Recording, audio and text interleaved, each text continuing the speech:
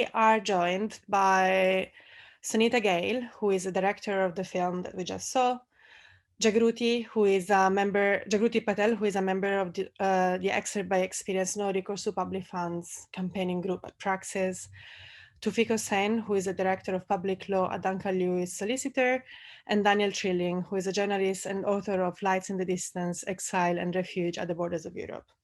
Thank you so much to our panelists for joining us. And I would like to kick off with a question for all of you, which is, what do you think of the film? Would be great to have your thoughts and ideas after seeing the film. Who wants to start? Can I? Of course, please, Jagruti. Thank you. Yeah, I watched the film and it's really great. And it's a heart-touching movie. It feels like it's been through all that situation by own. Like I'm in there. I feel like this. And also I saw is about the NRPF student, and I know a little bit about it, but I really didn't know. Once I see the movie today, then I realized it's going to be so much difficult because of the NRPF student and the migrant people. But yeah, it's really fantastic. I really love it. Thank you, Jagruti. Any other hot opinion on the film? Yeah, I'm happy to chip in. First of all, Sonita, congratulations and everyone involved. It was a really moving and powerful film. I mean, I thought one of the things that struck me was the focus, the real correct focus on not just starting as if the Windrush and the hostile environment all began sort of in the last few years, which often is a common misconception, and rightly so, we're angered by what's happening in the last few years. But if you look back, both through sort of laws and legislation and in the British history generally, and how it's developed effectively over a century in terms of how we've seen immigration become a thing. And, 100 years ago or so, you'd be surprised to know that there were hardly any laws about immigration, and the concept of exclusion on the basis of being foreign was not really a thing until successive acts coming through into sort of the early part of the 20th century, and then into, as the film covers, into the 60s and onwards. And that's a really good thing to cover and highlight, and that struck me to be something that was really interesting. And the second thing I'll say is, those of us who are involved with refugees and migrants, and obviously us as lawyers, it made me quite despondent in many ways, because the film depicts and covers so many different things across a number of years, and to think, having done this for so many years, to think that in 2021 we're watching a film about the hostile environment and depicting people's stories of not, of stuff that happened 10, 20, 50 years ago, like many documentaries would do, but stuff that's happening now.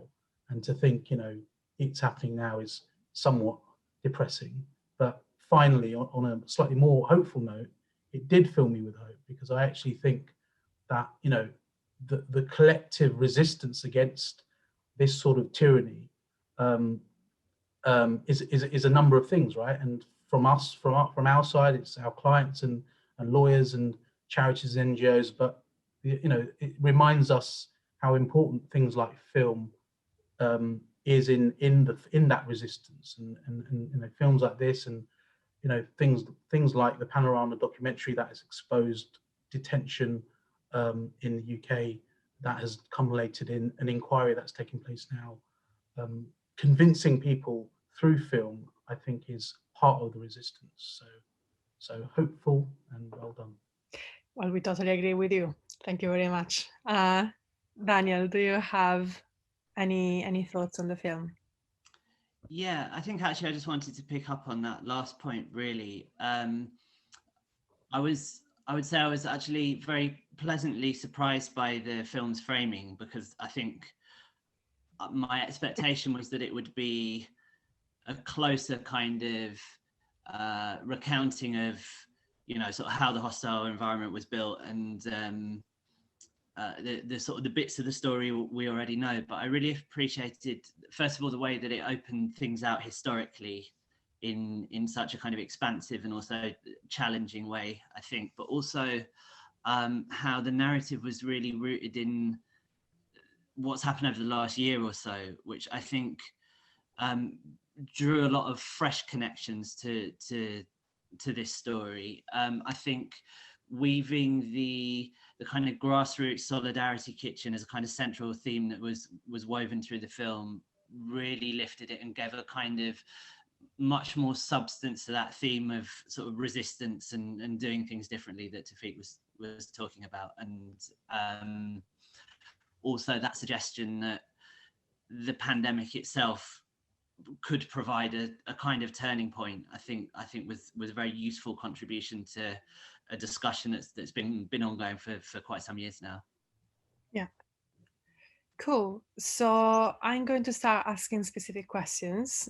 So I'm going to start with I think Sonita has something to say. Just oh, Sonita, I'm sorry. Sorry. Yeah. Well, thank you, guys. Thank you for taking the time to watch the film, and thank you for the audience here today. I really appreciate you guys being here. I actually sat and watched the film, and it was actually really emotional for me to watch it and to be part of this today. Just now, the Borders Bill has been passed in Parliament in the last hour. So really, my heart goes out to those people that are struggling in our country, those people that feel that this country could potentially be home for them. It's really disheartening to know that this is happening tonight. And I'm hoping that the Lords will come forward and somehow be lenient with this bill, because with this bill brings a lot of damage, which, yeah, it's quite upsetting. Anyway, with the film, yeah, watching it tonight, I guess I'm so close to the participants still. And something that really struck me when I watched the film tonight was that nothing's moved on. In fact, I started making this film 19 months ago, and it's been, the journey for them has been horrific, and it continues to be horrific. Farouk is now 80,000 in debt. He's still fighting for his indefinite leave to remain. Anthony is suffering from depression. He recently lost his mum and his son, so he's in a really bad place. He got awarded some compensation, but nowhere near what he should have been awarded. One of the students has been deported. The other ones are here illegally because they can't afford to pay for their university fees. And, you know, Daksha's closed down. She's no longer operating the kitchen, but she was awarded an MBE for her services. So I think she'd prefer to be working than have an MBE. And Ilyas is still looking after around 1,500 students a week and still providing food. So my main takeaway from watching the film tonight and being part of this process is that it's still extremely harrowing for the people in the film. So how does that, it means that there are so many people out there that this is affecting. And if our participants haven't moved on in a positive way, then the other millions of people in our country are suffering equally like they are suffering. So yeah, it's pretty upsetting. Yeah. And things are not looking very positive, definitely not tonight. So thank you once again for being part of this act of resistance. So yeah, just to ask specific question to the panelists, I would like to start with Toufique. And so to some extent, the Windrush scandal is a pinnacle of the hostile environment. So how do you think this scandal could happen? And can you talk us about other ways in which the hostile environment is producing like so-called unintended consequences? Yeah, I mean, I think the film touches on it well, and what I said earlier. I mean, it's the Windrush is, you know, a really stark and extreme example of successive, what I think and say are inherently racist immigration laws that have come about through a number of decades of both parties really pushing an anti-immigration rhetoric to the public. And so you saw the immigration acts in the 60s and 70s, and then in the 90s, and then come up to it now. The Windrush scandal, as they call it, was something that came about as a result of that, because of the trick. What you get with those immigration laws is a response or a treatment specifically designed to limit the rights of Black and brown people. And that is the direct consequence of politicians. And I think the film has this, I've never seen that footage of, I don't know who even it is, I think it was the Home Secretary or the Minister at the time in the 60s saying, oh, of course not, this is, how dare you suggest this is in any way racialized, because of course, on its face, it could apply to any foreigner, whether they're Black, brown, or white, or any from any other nationality. And that's how they sort of gloss it over. That's how it's looked at. If you just read it black and white. But of course, we all know that the consequences, and in fact, I would say the actual intention behind it, is to limit whoever they don't like at the time. So it doesn't necessarily have to be specifically those who I'm talking about now, because of course, if you look at 100 years ago when they passed the Aliens Act, or whatever it was, in 1905, that was in response to Jewish people settling here from Russia, settling in the East End in London. If you then go into the 60s, and what the film depicts, including the Windrush, is for Black people from the Caribbean. If you look now on what's happening literally as we speak, is really designed for limiting people who are asylum seekers, who are coming from or coming through Europe. So it's always whoever is the enemy of the state at the time that they, but the consequence of it is racialized and racist laws that Windrush is a consequence of. Thank you very much.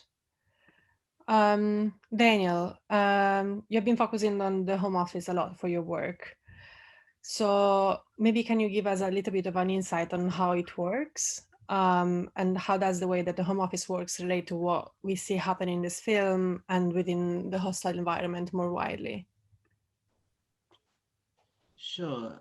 I mean, in some ways, the Home Office is a microcosm of that wider history that the film told very well. I mean, the Home Office, again, the Windrush scandal is something that emerged in, when was it, 2018, and its immediate genesis, goes back to the creation of the hostile environment under Theresa May, but it's also sits on top of this much longer history of racist policy making around immigration, and also the particularly toxic politics that have surrounded the various functions of the Home Office over the years. Although actually I wanted to talk very briefly actually about the Foreign Office, because that's been in the news this week, but I feel something that happened this week really kind of clarified what I've been thinking about for a lot longer in relation to the Home Office, which is the kind of appalling non-effort to evacuate people from Afghanistan in the summer, which people have been following the news. I'm sure you'll have seen that there was this whistleblower's testimony from within the Foreign Office that showed how just kind of completely chaotic and incompetent the whole process was. Emails not being answered, people being away on holiday, not coming back from holiday, priority shift being shifted at one point to help this animal charity evacuate dogs rather than spending limited time and resources on getting humans out of Afghanistan. And I think there you saw very clearly something that I think has gone to the heart of the way the Home Office has operated for years and years, which is you've got this kind of poor, cynical, often, you know, very short-sighted and stupid decision-making being made by politicians who are driven by all of these different political concerns. But there's also a sense actually that underneath that, when people decide they want to push a button to make something happen, the machine doesn't do what they think it's going to do. And that's, I think, really came out, you know, I don't think, you know, sort of politically, I don't think someone like Dominic Raab, when he was in charge of the Foreign Office, would have said, oh, I want to make it my business not to evacuate people from Afghanistan. Yet they seemed, you know, even when they wanted to do something, the machinery wasn't really there to achieve it. And I think in the reporting that I've done on the Home Office, that's something you've seen come up time and time again. So ministers set the tone. They say, we want X, Y, Z to happen. And then all of these unintended consequences start appearing, and they don't seem to understand why that's happening. And I think the reasons for that is that's closely linked to the kind of toxic politics at the top. I mean, particularly with the Home Office, with the politics of immigration, you've had successive governments, both Labour and Conservative, kind of being hammered by, you know, kind of under this extreme pressure from the right constantly to be taking these tough stances on immigration. And policy is often shaped by that rather than any kind of rational or humane discussion of either what immigration policy should look like, or even the reality of Britain being a country of immigration with this long history behind it. That kind of political decision making then means that the actual machinery of government is completely dysfunctional as well, because resources just get shunted around to suit whatever the immediate political priority is, rather than making sure systems work and so on. And I think, you know, you've seen this come out really clearly as well with the so-called, you know, so-called crisis in the Channel and at Britain's borders at the moment.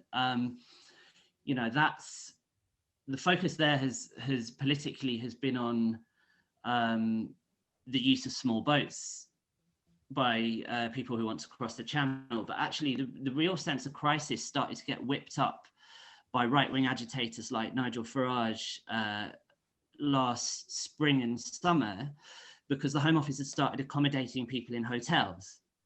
Now, that is linked to the fact that the Home Office's outsourced private accommodation providers proved completely incapable of finding decent, safe accommodation for people, not only during the pandemic, but the system was kind of collapsing before that.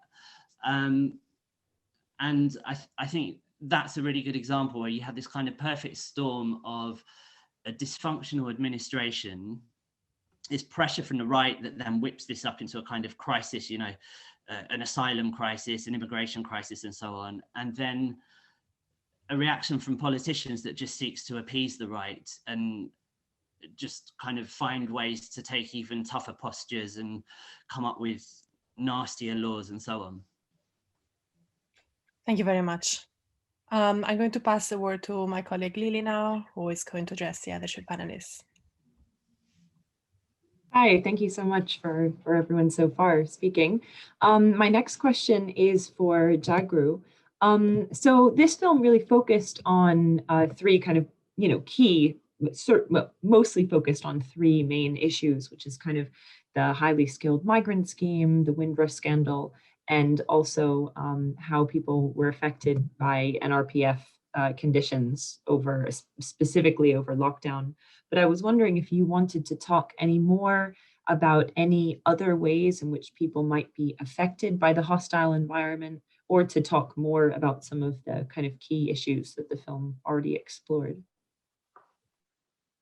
Yeah, thank you. The things like for me is everything is connected by NRPF, and the most important things for people when they came from the different country, doesn't matter if they come by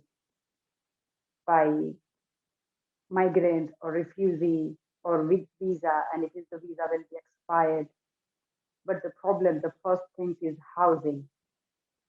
And I really wish to be, if you're gonna be try to do another film like the Hostel film, you can more try to focus on for the housing, and it will be good.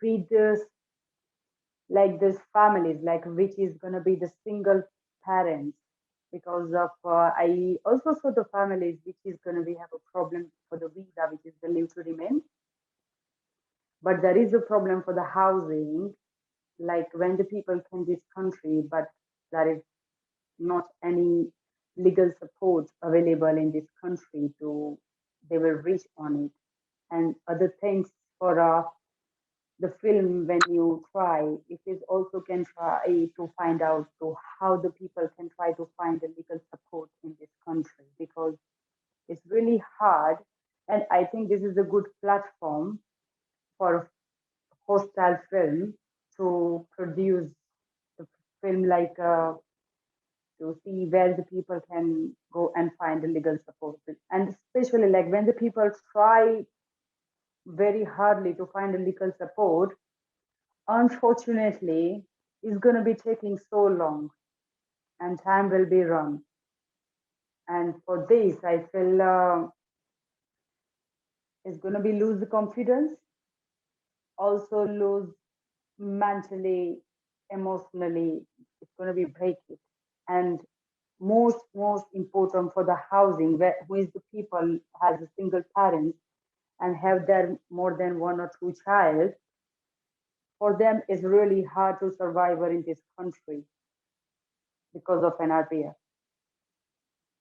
and it's going to be they don't have any hope to find how they can get their food or who can help them. And yeah, is end of the day, the people who are from the migrants and leave to remain or asylum, end of the day, they try to do the suicide. Some of the people can try to help them, like as a doctor, like the trauma service, they can help them, but they are not 24 hours with them. So is one of the side is still like, okay, you can call this number, they can contact you, they can talk to you, but that is not get anything to be like satisfied answer from them. So every single movement, the people will think about visa, immigration, other things. For me, to be housing, and second one is for the home office fee. Home office fee is really so high. It's really so much higher, and I really wish to they can lift the NRPF so people can get the access benefit.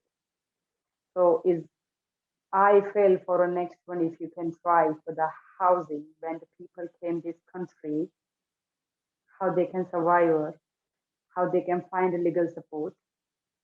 Because if I'm thinking for if someone will be, many people are going to be watch this movie, and maybe they're going to find the next part of it. Okay, we can try to watch second one, and who will get the knowledge from the film, they will talk to the other people to say, okay, you can go this place. They will try to help you. So the two way you can find the things like for the against government, and second thing to help others. So when people will see the movies, they can find a way to how they can get the help. Second thing, homelessness is very horrible thing in this country, which is the homelessness. Oh, if you see anywhere on the street, I saw many people, they are very homeless. I want you can try to make a film regarding that homelessness, because homelessness, where the people will try to break the confidence, like other people, they feel like they are not human. They are not like as a, it feel like they are coming from different alien or any, I don't know, is out of the world to be treated them. They judge like as a cloth. They judge how they look like, but they never think why they are on that situation. So I feel for the hostile environment to be the housing and homelessness, I wish you can try to the next to focus on.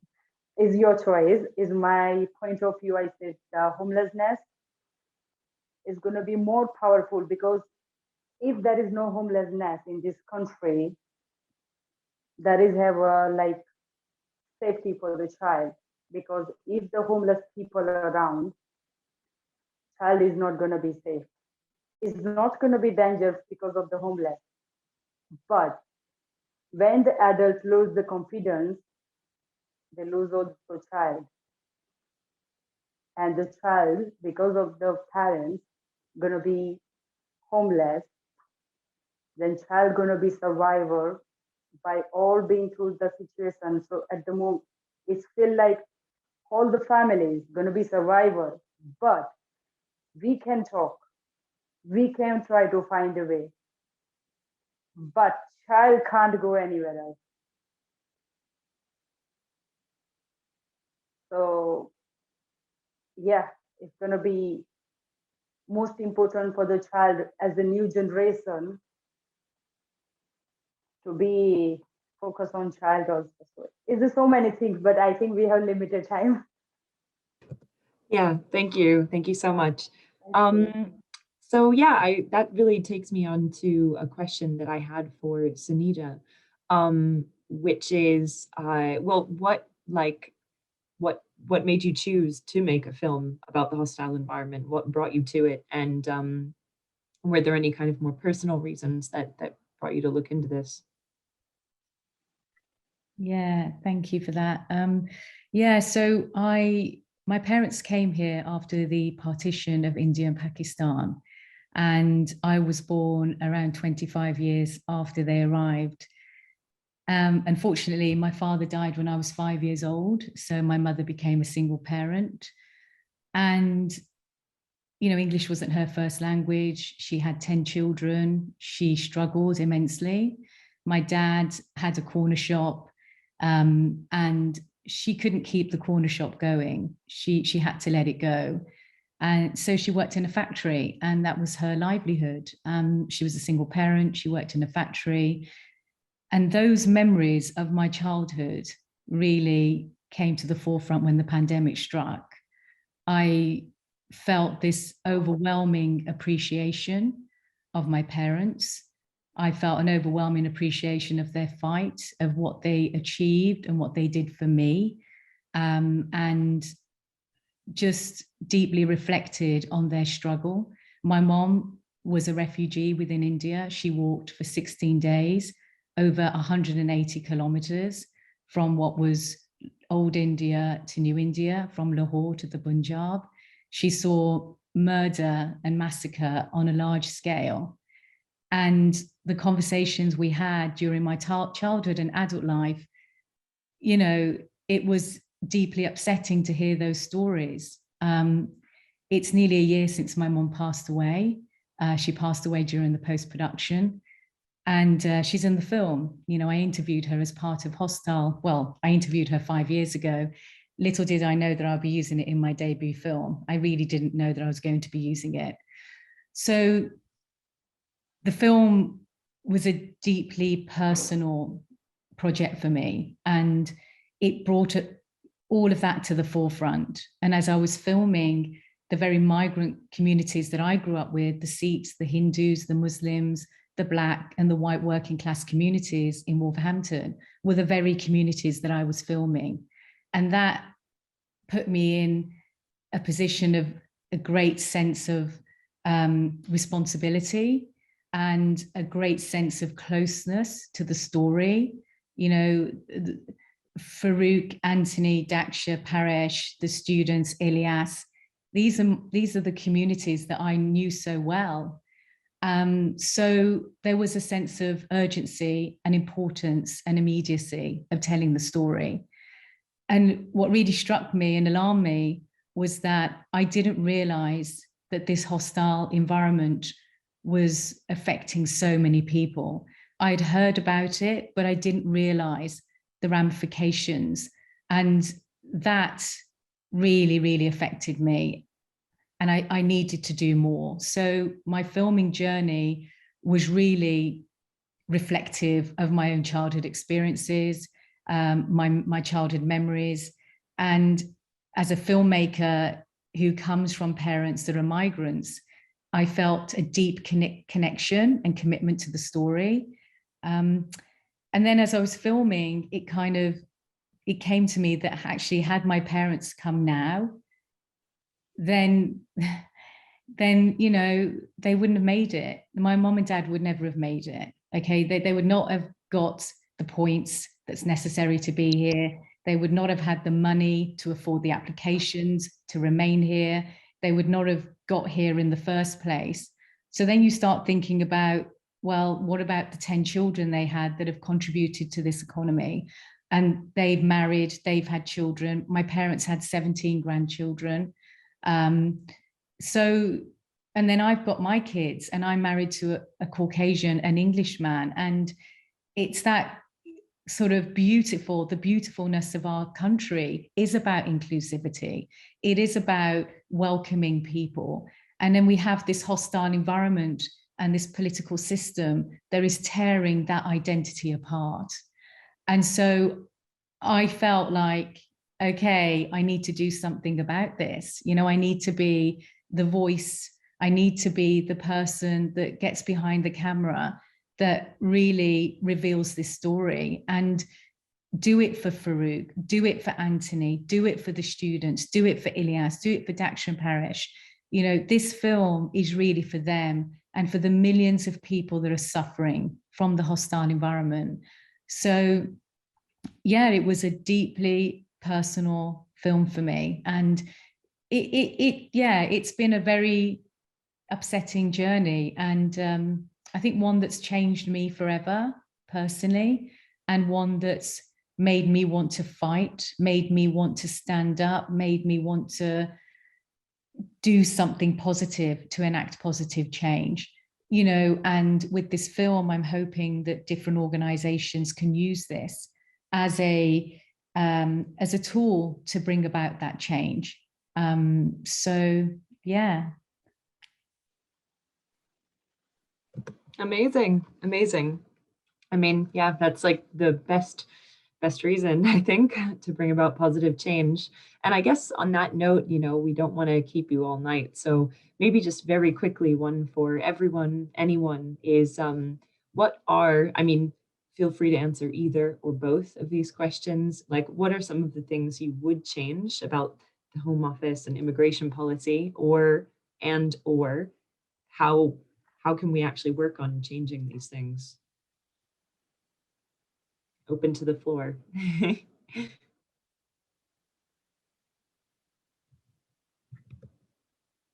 Shall I go first? I know I've just spoken. So I've got a few asks. I think from my experiences of making the film, just being able to fill in an application form and it's not in your language. Again, my mother didn't speak English very well. We helped her with her applications. A lot of the people that I came across couldn't read the applications and found it very difficult to understand them. So having clinics, having advisors, having interpreters, I think the Home Office, so that's one thing. The Home Office cash in deeply on this. So in 2018, 500 million was made out of immigration visas and such like. So this is an expensive ordeal for people. We need to review the charges around applications and really make it fairer for all. I think with regards to the students, they have a 20-hour work limit. I would really like to look at the regulations around working and the work limit, and also around pay, also around when the student comes here, how they come here, who are the agents, are they regulated? So it's all the costs around coming here, and when they're here, their work rights. And then finally, with somebody like Farouk, Stephen Timms was talking recently about a 10-year track. And that 10-year track is very expensive. Every 2.5 years, you have to pay 2,000 per person in your family to get your limited leave to remain. After 10 years, you can apply for an indefinite leave to remain, but you may not get it. So you would have wasted all of that money over 10 years to still be fighting. And so those are the things that I'd like to review. And you know, hopefully with this film, we can highlight those issues and bring them to the forefront and start a conversation about them. And just on one final note, no recourse to public funds. You have to be destitute to be exempt from it. What does destitution mean? I mean, how do you qualify what that means? So it's kind of reviewing the whole of the NRPF policy also from the point of view of destitution, which doesn't make sense. So yeah, those are my asks. Nice. Fantastic. Anyone else? What can we change? I'm happy to add my bit. I mean, it's obviously a lot. It's a very wide-ranging question, but if I'm probably going to focus on one or two things, maybe it'd be related to obviously the stuff, Lily, as you know, we do, which is helping people in immigration detention, and to end immigration detention. And I don't mean indefinite immigration detention, I mean immigration detention. There are other alternatives that would work, that would make sense. This isn't sort of a radical idea of trying to, you know, change the way in which people, the governments have to enforce immigration laws. We can find a better way to have people in the community and not be in a way which is a system which is dehumanizing and brutal, as has been shown successively through the years, culminating in what we're seeing now in an inquiry. So that would be the thing. And just to finally, for me, touch on what Sonita was saying, it was really fascinating hearing about what inspired you and your background. And it reminds me of that bit which I found to be really a powerful bit in the film, when Anthony speaks about not feeling British. I've grappled with that over the years, being a British Asian born here with parents coming in the 60s, and how he spoke about not feeling British, even if he is recognised legally as being British. And I think that feeling has become heightened in the last few years, especially, even though British Asians have had that conversation over many years, and that is a really sad state of affairs, that people now who have been here years and years question whether or not they even belong in this country, and that is directly as a result of government, as opposed to sort of a general feeling of racism.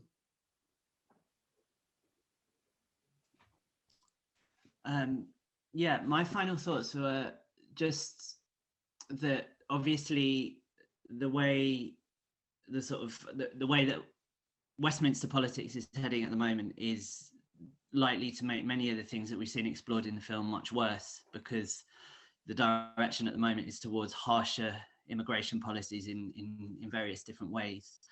And I think to change that, before there can be a kind of formal political challenge, that has to arise from people challenging it at a grassroots level. That's the only way that a kind of serious challenge to what's happening at the level of government is ever going to arise. And I think that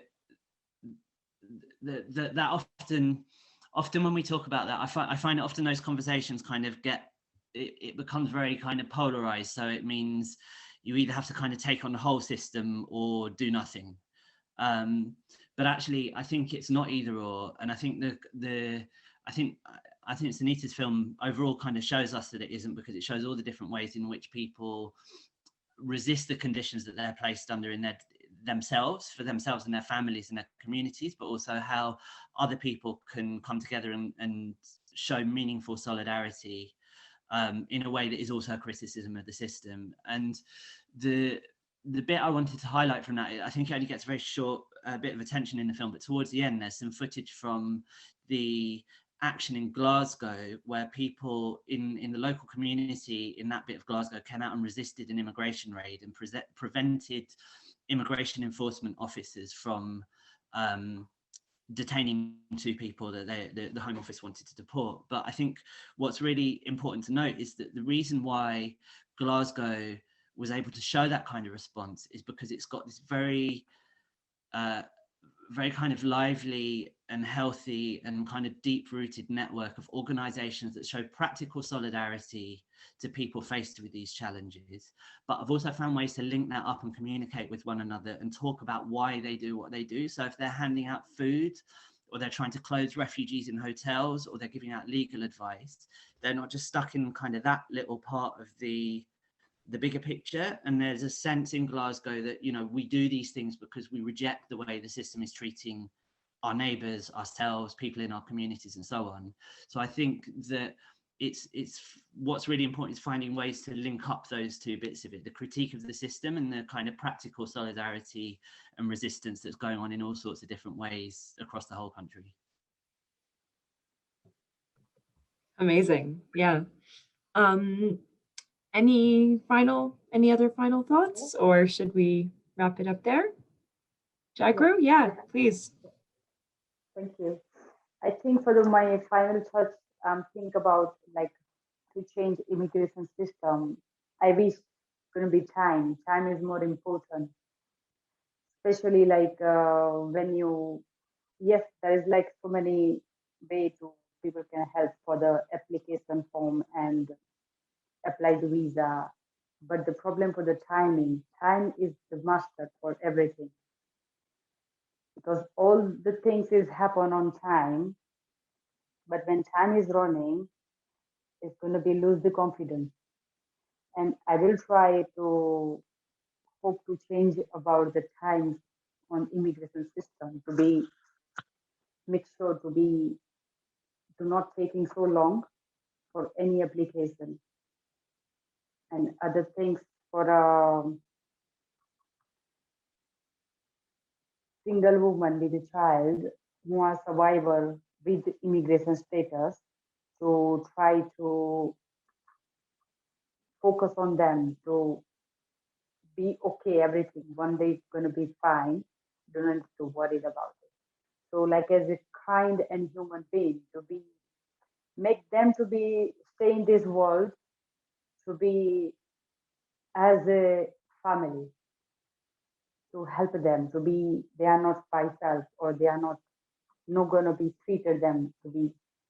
There is some people who are is much kind and much better to help you, to make them to be ground, make to be stronger.